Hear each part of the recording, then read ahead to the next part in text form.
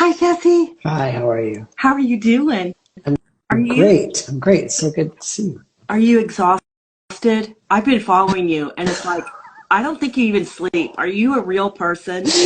I hope I don't look exhausted, but No, I can't lie that I am a little no. tired. It's been You busy. look great. You look great. And Thank my, you. oh my, this is, I've been watching you through your socials, and I'm so impressed and proud of the work that you're doing. And I just can't wait to share it with our friends here. Thank you. Um, we met 2 years ago at the Red Cup in Oklahoma It's City. crazy that it's been two I years, Sarah. think it is. I looked back through our messages, and it's been 2 years. And I remember really being so just impressed and excited for this work that you'd been doing. And we're starting. You were just starting. Like, I don't know if Oklahoma was your first stop. It wasn't my first, but it was one of it was like my first big trip. I think I'd done a few smaller trips out to Phoenix and out through Texas, but it was my first bigger kind of Yeah, Midwest-ish trip. yeah. I loved it that you came through Oklahoma because, we have a beautiful transgender Mhm. community here that it's just a beautiful community. And I'm just so glad that you were able to tell some of their stories. But before we get into that, I'm going to let our friends know who may be meeting you for the first time. It's okay. I'm going to read your bio because it's just amazing. You're a photographer and author. You have an award-winning series, which is Are You Okay?, which we're talking about today. And this book addresses the dangerous wave of anti-trans legislation sweeping the country in a passionate attempt to erase stigma and elevate the voices of those most affected. Your work has been included in the New York Times, NPR, Vogue, and more. And you just won in 2023 the Critical Mass Top 50 Award for the author of 3 books: When Dogs Heal, powerful stories of people living with HIV and dogs that saved them; Finding Shelter, portraits of love, healing, and survival. And what we're talking about today is this book, Are You Okay? Look how beautiful this is. Thank you. I also love my copy has lots of sticky notes in it too. So I do. I took some of them out. But what I love about this book, it's reminiscent, if I may, it's reminiscent to me of like Humans of New mhm. York. Remember when that first Yeah. came out? Just powerful stories about people Mhm. and humans living life on life's terms. And so that's what I love. I'm a visual person. I love the photographs and the stories because they're readable. They're Yeah. short and just brilliant. Mhm. Um, Thank you. but I want to share something too about in your bio. I was not aware that you were raised in a family of 2 Holocaust survivors, My your grandparents. Mhm. grandparents, and wow, that I can see. Not that it's comparable at all, but to some degrees, it is It and can is. be. Yeah. So I can see the heart of the matter here and why it's so near and dear to your heart, because you are a member of the community. Uh, and Mhm. so um, the project, Are You Okay?, documents the faces and stories of trans and non-binary youth living in the United States who are ready to stand up to political annihilation. And you show pictures of the youth with their supportive families. But let's talk about the title. Uh, how did you come up with the title? It's a good question. I always say that I'm really bad at naming things. Like I speak through images and or making music or something, but I'm not the most articulate person in a direct way. So I've never come up with any of the catchy titles to any of my projects ever. It's always been a friend or someone, but um, I have shared this before, so I'll share it with you, that when I was starting this project, I was talking to my therapist about it because, after 15 years of running a successful dog photography, high-end dog photography studio, I was inspired to finally close that and just throw myself into this project that I didn't totally have conceptualized fully yet. It was still forming.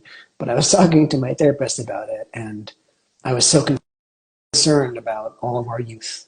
And she said, it sounds like you just want to go around and ask people if they're like, ask them, are you okay? And she's like, maybe that's what it's called. And I was like, cool, I'll take it. It's a great name. That is what the project's about. It's hard. It's always been hard, and I'm sure it's hard for other artists, but for me, whenever I'm deep in a project, it's hard for me to take a 1, 2, 3 steps back and see what I'm actually doing until I'm years in, you know? So, but are you okay is the heart of the matter. It's me wondering, how are these kids and these supportive families doing? Because nobody is asking them that. We do see some media, large media corporations doing biased pieces, which I will not go into because they just keep coming and I can't read them. We do see some outsiders, you know, other photographers or journalists that are not part of the trans community trying to, I won't even say tell a story about what's happening because it's all with so much bias, but no one is being kind, or not enough people are being kind and saying, I've been where you've been. Mm-hmm. Let me listen to your experience. That's good. I love it because you can ask someone, how are you? And usually the immediate response is fine. But when you ask someone, are you okay? That just takes it to a very personal level, I feel. Yes. So, and I love that you talk about this work is dangerous. Have you had any pushback? Yeah, it is dangerous. And, you know, I do keep an eye on my social media to make sure that, and I don't, you know, knock on wood, I certainly have had some hateful comments and they get deleted immediately, but I keep an eye on that because I have a zero tolerance policy for, this is not a two-sided conversation. Right. This is about survival. So, but I carry an extreme amount of privilege when I drive through these states that want people like me to not exist.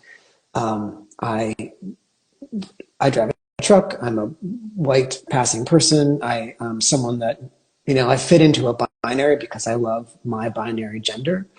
And I also know that that's part of my survival. And so, you know, I have never yet had someone find any information out about where the sessions are because that's kept very private with. Too. Yeah, so like keep it. You're very careful not to expose any unwanted attention. Yeah, so like for example, I've connected with so many free mom hugs groups. You know, through either you getting the word out or me reaching out, or, you know, whenever I say like, oh, I'm a friend of Sarah's, they're like, okay, cool, we'll talk to you. So, but I make sure that although I do a lot of outreach and I will, if I get a group like a local free mom hogs group or another parent group or LGBTQ center, to say, yeah, we'll share the flyer with our families. It will just say the date and location and then information to contact me. It will never ever say where the session is. That information only goes to the parents and families. And I say I give them a lot of information on how I'm keeping us safe and the risks, the pros and cons of doing such a public project. At the same time, I am constantly carrying an amount of fear and responsibility because what if someone were to catch on to what I'm doing, see my vehicle and follow me somewhere? And what if that were to lead someone to one of our sessions? You know, that's never going to happen. But I am concerned. And for those reasons, I make sure that our sessions are like in the back of a building or somewhere nondescript, because it gives a sense visually of we are in hiding and we're meeting in hiding, and it also helps keep us safe. I never photograph out in the middle of the street where everyone can see us. So. Yeah, understandably so. And I mean, I appreciate that, and I'm an ally. I can't imagine how important it is to the families. But I do have a question. Your photographs, first of all, are just beautiful. I love that they're in color and the conversations that you have. But explain to us why the parents are not featured here. Mm-hmm. Yeah, so if you look at any of the images in the project, there's a really consistent visual theme, which is I'm always centering the kid, the youth. And, the age range is basically 24 and under, So I guess 24-year-olds don't want to be called kids, but they are young. So I'm always centering the youth because, again, as a storyteller, as a photographer, I only want to tell stories that have not been told. There is no reason to have an unoriginal idea. And when I talk to students, I tell them, look at what's being done and do something different. That's the only way to stand out. Absolutely. So I agree. I have not seen a project like this where the youth is being centered. And I also really, I love portraiture, and I also love creating moments of both intimacy and tension in the same image. And I wanted to show the families of support as an abstract wall of support. I want to show like the bottom of their chin, so we can get these visual cues of who they are and how they're holding themselves. But I don't want to see the parents' faces. We do hear them in the interviews, and they're certainly featured in the interviews. Mm-hmm. But I was like trying to think of how can I create one single image that articulates the only way to have a living, thriving trans and non-binary child is to support them. And this is the sort of formula that I created. Mm. And by repeating that over and over, it becomes an ethnographic social study. And that's why I don't include the faces. I think it's beautifully done and respectfully as well. I love that you have conversations that include both I almost said child, but the